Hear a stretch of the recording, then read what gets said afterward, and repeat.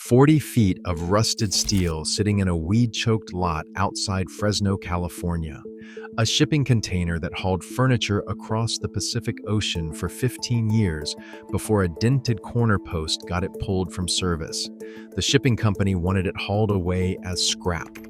A 54-year-old former truck driver wanted somewhere to sleep that was not the front seat of a car he no longer owned.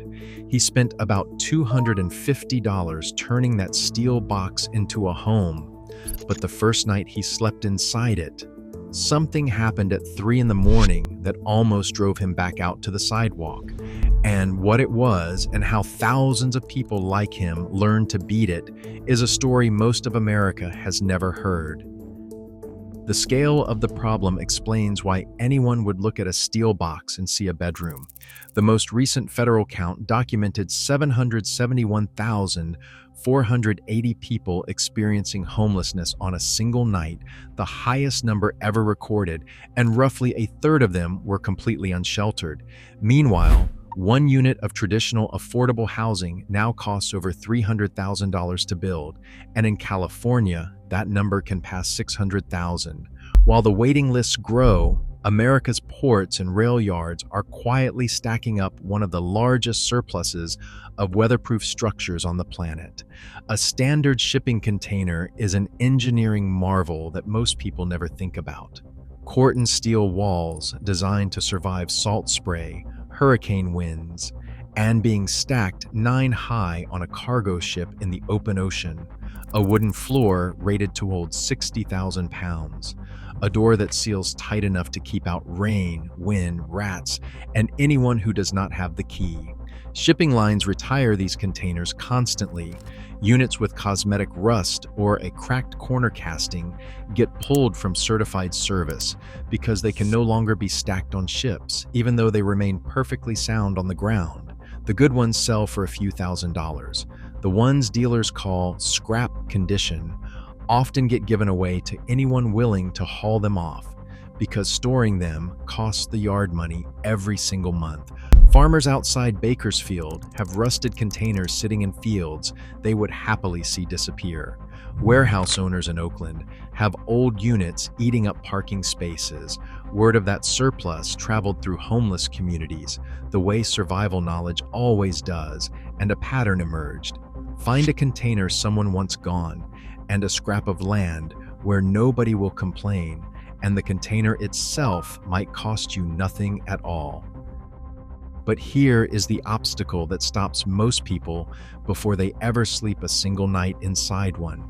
A 20-foot container weighs close to 5,000 pounds empty. A 40-footer weighs over 8,000 pounds. You cannot push it. You cannot drag it with a pickup truck.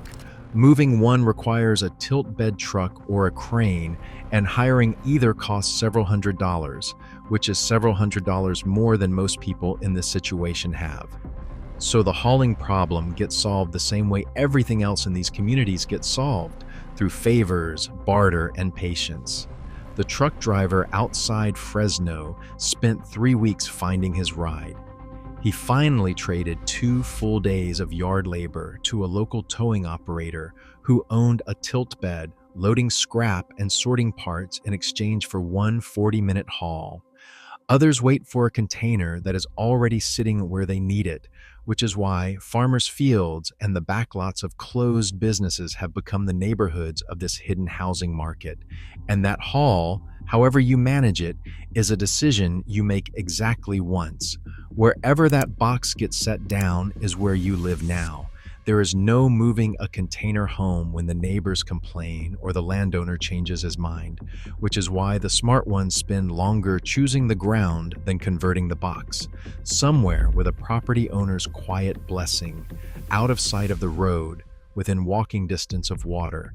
Get that choice wrong, and every dollar and every hour you put into the steel can be taken from you with one phone call. The Fresno man got his choice right.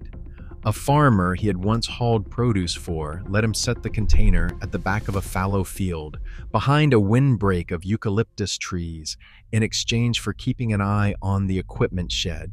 He swept it out, laid a salvaged mattress inside, and went to sleep feeling, in his words, like a millionaire.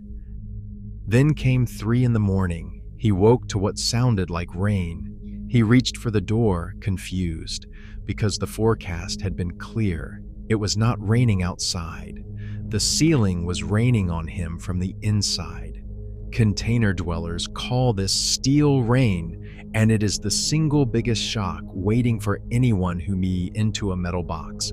Steel conducts temperature almost instantly. When the night air drops, the walls and ceiling drop with it.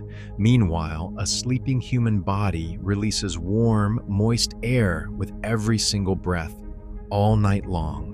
That moisture rises, hits the freezing steel ceiling, condenses into water droplets, and falls back down onto everything below. Bedding soaks through, clothes mildew, and a wet sleeping bag on a freezing night can kill a person quietly, degree by degree, while they sleep. He spent the rest of that first night sitting up against the door with a tarp over his shoulders, listening to his new home drip on everything he owned, wondering if he had made a terrible mistake. He had not. He just had not learned the fix yet.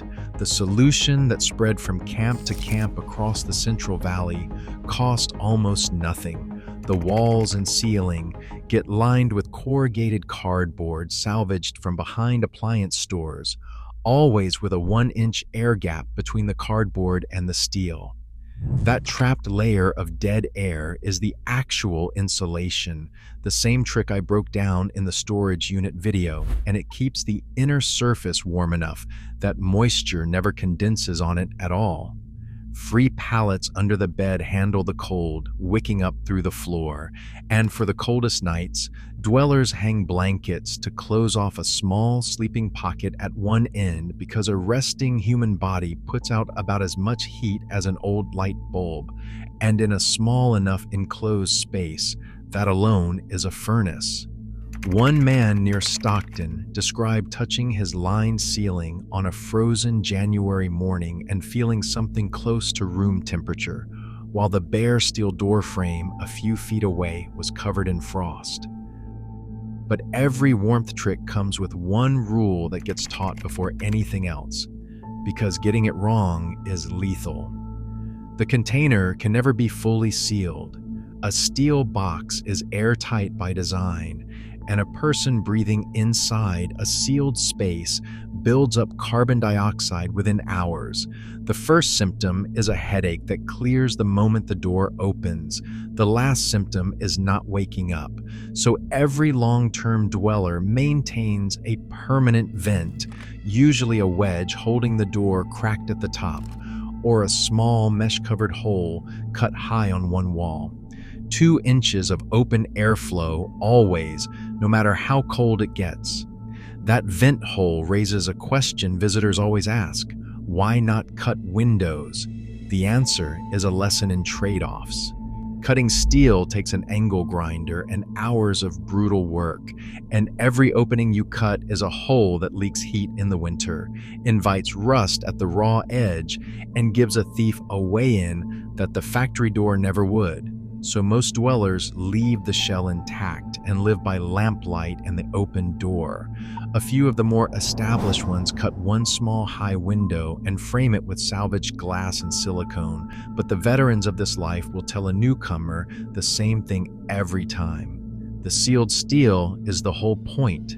It is the reason you are dry, the reason you are warm, and the reason your belongings are still there when you come back. Do not fight the box, work with it. If stories like this matter to you, hit subscribe. I cover what is really happening on America's streets every week. Daily life inside a finished container settles into a rhythm of hard-won order. Water gets hauled in 5-gallon jugs from a rotation of public sources, the same disciplined system that keeps every off-grid community in this series alive. Cooking happens outside, always outside, on a small camp stove set well away from the door, because inside a steel box there is nowhere for smoke or carbon monoxide to go, and the dwellers know it. Light comes from small salvaged solar panels, wired to a strip of LEDs along the ceiling. And on the wall near the door hangs the object residents mention more than any other, the deadbolt. A steel door that locks from the inside means sleeping through the night without one ear listening for footsteps. People who have spent years in tents describe that first locked night the same way, over and over. Silence, real sleep, the feeling of being a person again. A woman living in a converted container outside Sacramento put a finer point on it. She had spent almost 2 years sleeping in her car after a divorce, and a medical bill arrived in the same season, parking in a different lot every few nights, waking at every flashlight beam that swept across her windshield. Her container sits on a half-acre owned by a retired couple from her old church who told her she could stay as long as she needed. Inside, she has a woven rug, curtains made from a bedsheet hung over the vent hole, a shelf of paperback novels cut from pallet wood, and a small frame photograph of her daughter on a milk crate nightstand. An outreach volunteer who visited described stepping through that steel door and realizing she was not standing in a shelter. She was standing in somebody's home. The woman herself said the moment she knew she would be okay was the first morning she woke up because the sun came through the door crack, and not because someone was knocking on her car window. Winter is still dangerous though, especially in the first weeks before the lining is finished, and on the nights when the cold overwhelms everything. That gap is where people die, and it is also where ordinary viewers of this channel have been stepping in. The TerraShell is a thermal bivvy with a reflective lining that bounces a person's own body heat back to them, the same physics as the sleeping pocket, folded down to the size of a coat pocket. No batteries, no setup. You climb in, and within minutes, your own warmth builds a survivable shell around you, windproof and waterproof. People keep a couple in the car and hand them directly to someone sleeping outside in their community. It costs less than a tank of gas. And on the wrong night, it is the difference between morning and no morning. The link is in the description below. Now here is the part that surprises almost everyone who hears about container living. Winter is not the season the dwellers fear most. Summer is.